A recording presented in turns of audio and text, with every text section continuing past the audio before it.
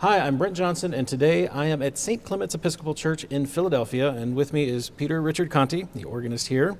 And tell me about the organ that we're sitting here in front of. This is, now it's a 1914 Austin. Okay. Originally it was a Stanbridge organ from 1854, and then Roosevelt came in 1883, I think it was, and did a restoration. So we have a few Roosevelt ranks remaining, but mostly it is Austin 1914. Okay, so still pretty old Austin. Pretty old Austin, but with- she's a good girl. With obviously a newer console on it. Yeah, this is the third console, actually. Austin came in the 1940s, 1948, and put in a new console of theirs. But this console dates from 1996 or 7. Roger Colby built this for us, replicating a little bit of the Wanamaker look with the slightly curved sills. And Right, very similar. you could see the shoes. There are shoe-shaped shoes down here.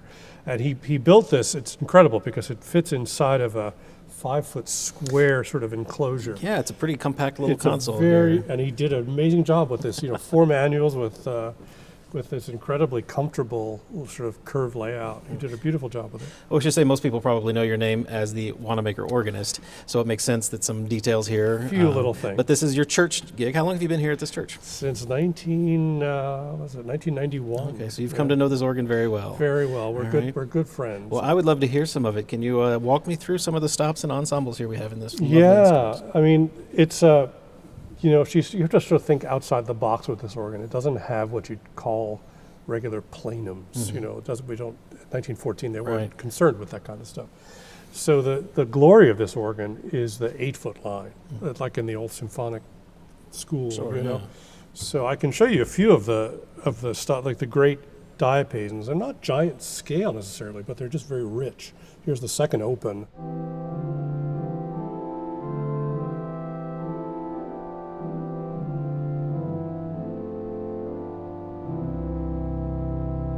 It's just a very Yeah. warm sound. Very nice. First open's even bigger than that.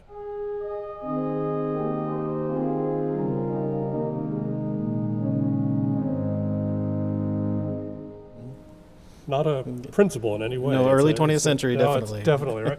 And there's even a bigger diapason up in the solo. Oh, yes. Grand diapason upstairs.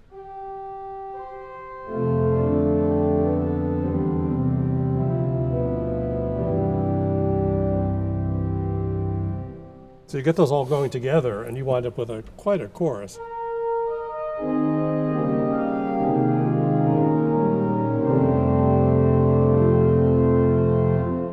That's a big There's, sound. there's him accompanying for you. That's all you need is those couple of stops, and you're in pretty good shape. But every division has its own diapason as well. It has an open.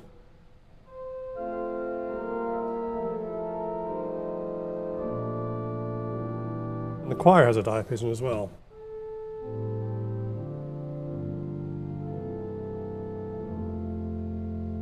Lots of diapason color. in Yeah, this. it gives that warm sort of big hug. That I crave myself. I'm from that symphonic school. Well, so this is- and lots of different levels of mixing and matching you can do there. Yeah, so. and the beauty of it is, a lot of it's enclosed. There's part of the grade is unenclosed, but even part of the grade is enclosed. And then the rest of the divisions are all shut down, so you can make these incredible crescendi and Yeah, stuff. I bet. It's really wonderful. Well, here at the console, it's a little hard to tell exactly where everything's coming from. We have 2 cases on either side of the front of the church here, and I'm guessing that's the swell and some of the grate over there that I was hearing. Actually, that is all swell. All swell, That okay. is a double level swell enclosure over there, and there's some of the pedal Okay. is over there. In fact, one of the original Roosevelt pedal stops, the second open, big wooden open, is over there. Probably can't really hear that. On that side. Okay. That's Roosevelt. And this side is everything else. It's great choir and solos. Really? over All here. up Yeah, there? all crammed up in there. We're just embarking on a complete restoration of this organ. It's due. Hopefully starting next summer if we can raise some money for it. Okay. And she needs to be maintained for the next 100 years. So we're going to perhaps move one of the divisions over to the other side to give some more space for the tuners, it's a little bit tight up there. We'll have to look Yeah. at that. But let's go on from there. How do we, from coming up from our 8-foot diapason? So the other remarkable thing about this organ is the amount of string tone that it has at the 8-foot level. So every division has its own set of strings. There's a viola and celeste in the swell.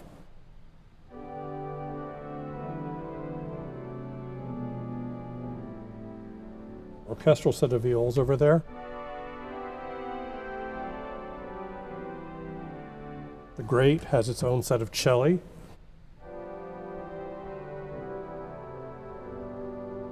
The choir has a set of VDOs.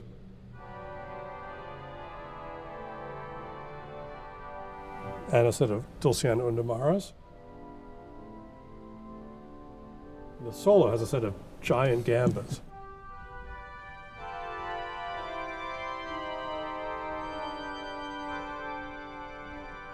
Cool thing is that these enclosed divisions go up to 73 note extensions. Oh, wow. So I can throw that supercoupler it's on. like having two. I mean, who needs mixtures when you have that kind of thing, right? So that ensemble, the string ensemble altogether is just glorious. I mean, these are all the 8-foot line strings all together.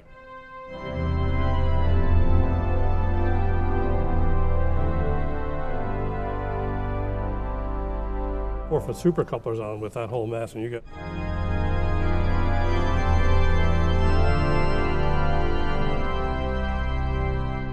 It's like 17 ranks of strings. That's amazing. So the cool thing is you can, in hymn playing, you can literally have the reeds, and then the strings can overtake that reed sound. There's enough string tone to balance the reeds. It's really incredible. It's so symphonic to be able to toggle those two colors, you know. Most organs don't have that kind of ability to have that kind of string tone take over. Right. You can accompany hymns just on the string organ. Obviously, it's incredible. It's bright enough to carry. Nice. And then the organ has a wealth of color stops. This dates from 1914. This is Austin clarinet, and it rivals, as far as I know, some of the finest E.M. Skinner clarinets.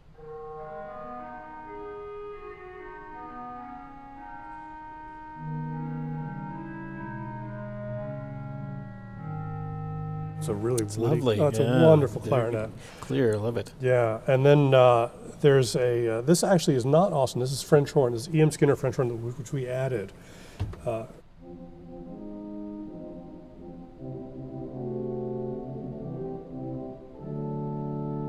EM French horn. Mm-hmm. There is in the swell. There's a unit oboe, which is Austin.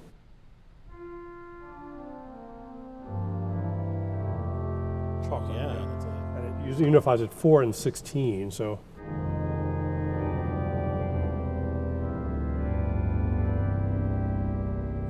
Wonderful reed, you know, every organ needs one of those. It's hard to believe that's just an oboe, which is that's normally just the oboe. There's nothing else on with that. I mean, that really.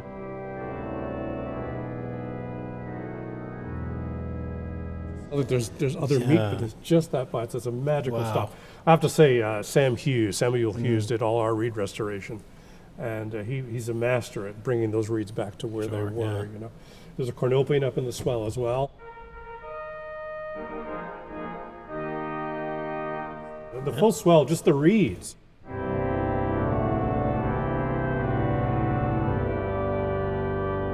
No flues on with that. That's just the reeds, just because they're just so rich, you know. It's really kind of wonderful cool. sound. Yeah, and up in the solo, unfortunately right now the gamba decided she wants to play along with everybody, so we can't turn that stop off. So it's coloring everything, but there's that gamba that I showed you before. Also a major flute, which will now play with the gamba, unfortunately at the moment, but. So you can tell by itself, it's quite the solo stop up there. It gets kind of hooty in the bass, but up there it's just glorious. And it does have those super octave extensions, so you can go right the way up with it. Yes. We already heard the diapase, and that's there's an English horn, which actually is Kimball. Okay. We have an orchestral oboe, which is 1914 Austin, which is downstairs awaiting restoration, and we'll put it back in the organ. But this Kimball English horn is remarkable.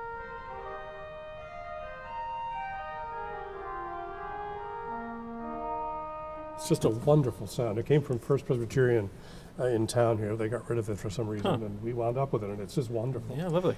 And then there is the 1914 Austin Tuba, which is amazing.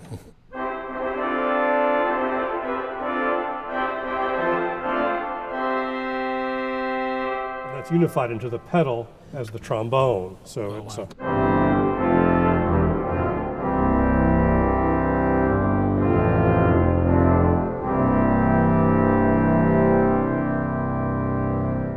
and the shades are well, they were specified by Henry Fry, who was the organist back in the early teens, 1900s. He wanted double thickness shades, so they're 3.5-inch thick. And so the You range really of close that expression- down. Yeah, that's the tuba. It becomes like an oboe, you know.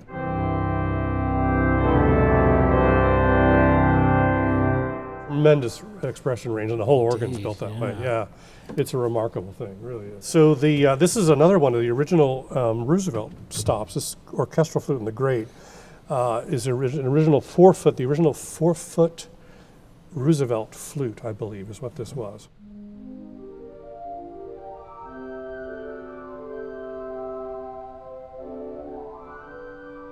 So that dates from the Roosevelt era. Very colorful, but very gentle for a great Yeah. flute.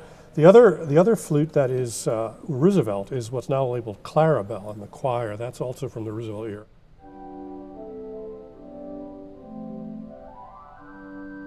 It's non-harmonic, but it's just gorgeous. So that dates from Roosevelt era. This 4-foot choir flute is actually, it's a Lieblich and it's Hutchings, actually.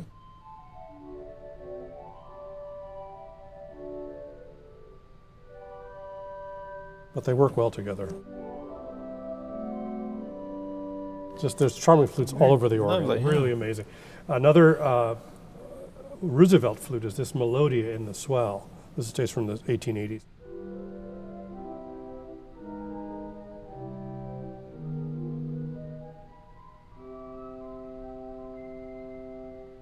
Just charming flutes everywhere. And then there's a unit Borden, which is the stop diapason from Austin.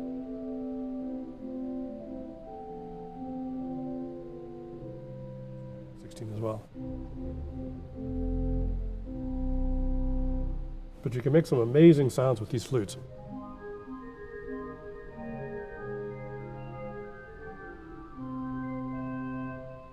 Just a wealth of sounds to pick and choose It from to is- blend together. You know, it's only 45 ranks, but this organ is so colorful. It's one of the best service organs that I've ever played. You know, for service playing and choral accompanying. But it really does everything. I mean, the few stops we did add to the organ, we added a 2-foot. We didn't get to the 4-foot octave, but this is part of the Austin. So here's the 8-foot diapason on the grate with the 4-foot octave. Added a 2-foot, which is actually OSI pipework back in 1997. Huge, but we just wanted a little bit of something to go with the sound. We also added a 3-rank mixture, and we took as our model what was called the C13, the E.M. Skinner model, the C13 mixture, the composition of that. So that's in the swell, and that's really our only mixture up front here. Here's the 8-foot diapason in the swell, 4-foot octave, and the C13 mixture.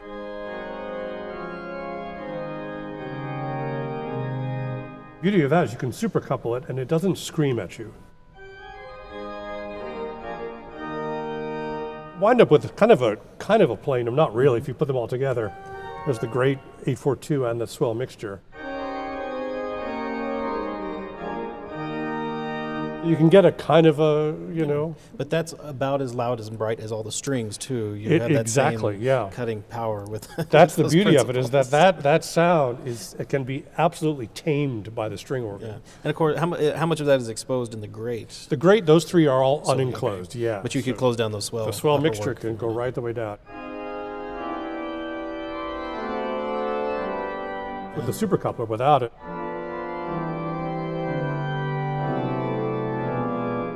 But to my ear, that's about as much mixture tone as I would want. Every town should have a mixture. We could just borrow them around, you know.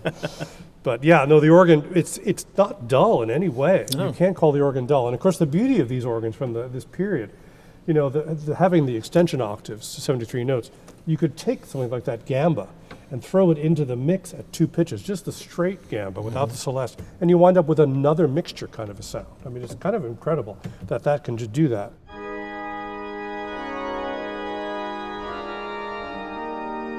just by adding I that. could be fooled into thinking that's some kind of That's mixture. a mixture. The same thing happens at the store. You know, we have hardly any mixers over there that make any kind of dent in the sound. But you put on the string organ with no celeste, super couple it, and you get that shimmer, incredible shimmer that's just done with that's amazing. That's just a gamba. But you'd swear there's a mixture playing. It's something I think we sorely lack in modern organs, is having those bright, big strings that aren't just accompanimental celeste. So I think people fantastic. misunderstood these organs because the brilliance came from the fact that you could take that straight gamba and super couple it, and you wind up with that, which is incredible. Who needs a mixture when you have that? So the last thing we haven't talked about, there is a big horn on the back wall I see that looks not 1914 Austin. It's very modern there. Yeah, it's 1997. Bob Shop built that for us to complement the tuba. So this is the solo tuba we heard before. Here's the back chamade.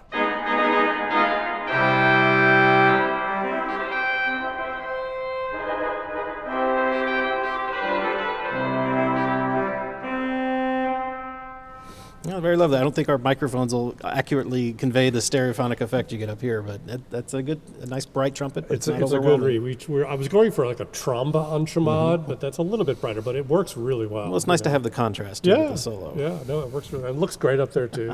He did a great job with it. Wonderful. So all of this here in the front in these two chambers is due for restoration, as you said. So how is the church coming along in that process? Well, we just started. We've got a couple of bids in, and it's an expensive proposition, obviously, but the organ is an absolute gem, and we want to make sure it's maintained for the next 100 years, and so we're looking for support in any way, any shape and form that we can get it to make sure this organ survives another 100 years. Okay, well, we'll put a link in the description to the church's website, and if people want to contact you or the church about helping out with the restoration process, then that's the place to start. So getting up into the chambers is a little tricky here. They are way up high and very crowded. For this part of the tour, we're joined by the parish administrator, Andrew Nardone. You see we go up a ladder to the ledge, and then there's just a little door that gets you into the casework. Here we are at the ledge level, looking out into the church, and we have a little bit of a step down into the chamber. You can see the door that goes into the swell universal chest right there, and then the swell box above, and low C of the open wood on this side is right here next to us. And the universal air chest access is right there. So to get into the swell box. So this is pedal and these, and the pedal violone speaking. Swell box is up a couple more rungs. Oh, okay, you can go up to the walkboard, I see. Oh yes. Okay, so what's in front then if you remove those boardings? So if you remove those boardings, there's 5 or so pipes of one of the open wood diapasons here, and that is also how you access the rest of the pedal boarding. Gotcha. And parts of the metal facade pipes. Okay. That's all that's out there. That's You can see at the facade that they were tubed off here for playing, and that some of the pipes that don't speak currently possibly used to, or the facade has been reconfigured somehow. There are airways there, but the pipes themselves are not speaking pipes on every hole. Now we've gone up the ladder and we're at the level of the swell chamber. We squeeze through and there's a door in the swell shades, and now we're looking at the swell pipes. This box is very full. I think I counted 13 ranks in this division.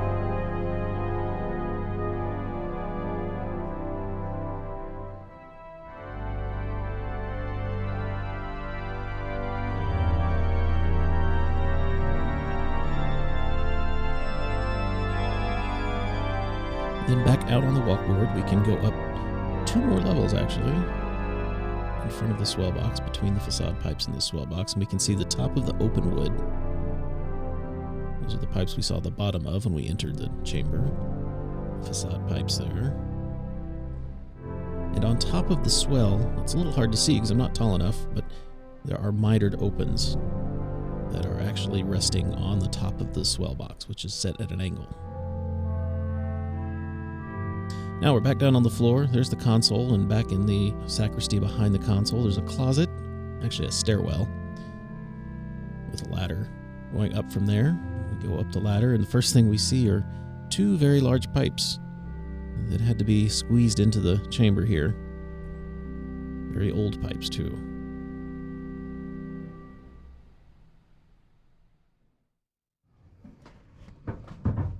Now we've continued a little further up the ladder. So enclosed grate and choir. I see, that's the grate. Enclosed grate, choir back here. That is Solo? Yes, the solo is up. Yeah. And this is for the pedal magneton, which is behind. So this is its chest, and those are the offsets to the individual pipes. We're looking at the choir, the back half of this chamber. That's that clarinet's right there. And then these are the enclosed grate pipes. The bottom of the clarinet. We're peeking out through the shades into the exposed grate. This is the unenclosed portion. It's the same chest inside and out. It's just some of the pipes are inside the shades and some are outside.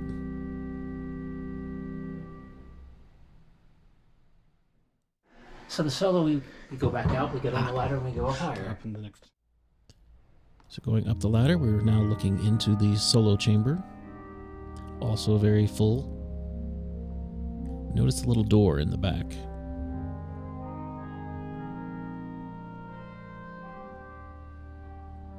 We've gone through that door and we're now behind the solo chamber.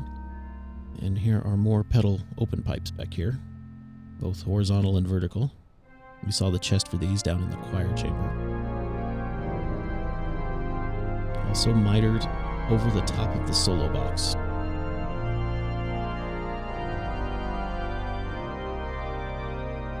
There's more facade pipes. And back here we can see some remnants of the decorations that used to adorn this, what must have even been a more ornate church.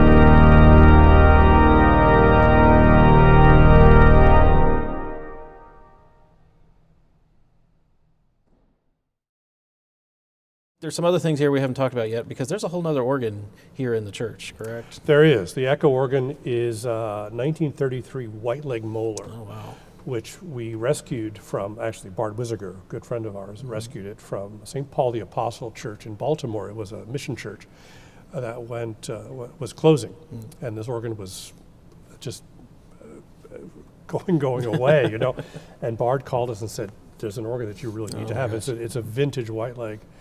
So it now, thanks to Kurt Mangel, the genius of Kurt Mangel, it plays as the chapel organ independently in our St. John's Chapel, but it also acts as the echo organ in the nave through a set of the rose window at the back. Okay. And the two organs, the 1914 Austin and the 1933 White Leg, just marry together so beautifully. The tone, Oh, wow. they just, so we have another 16 ranks in the back, but it's the right 16. You know, you don't need much, just the right stuff. Okay. And they work together just beautifully. The way Kurt designed that back organ to play in here, it has double expression for the swell.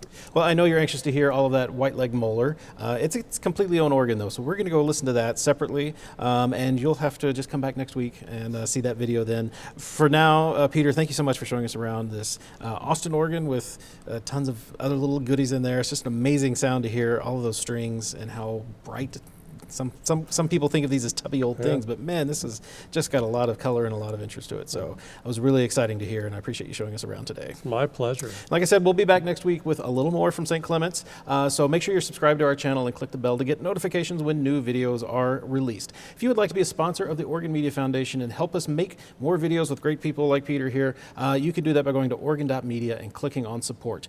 You can become a video sponsor for $75 and help us make one of these videos with your name on it. For now, though, you can find streaming classical organ music 24 hours a day on our 3 streaming stations, OregonLive.com, Positively Baroque, and The Oregon Experience. Until next time, I'm Brent Johnson. Bye-bye.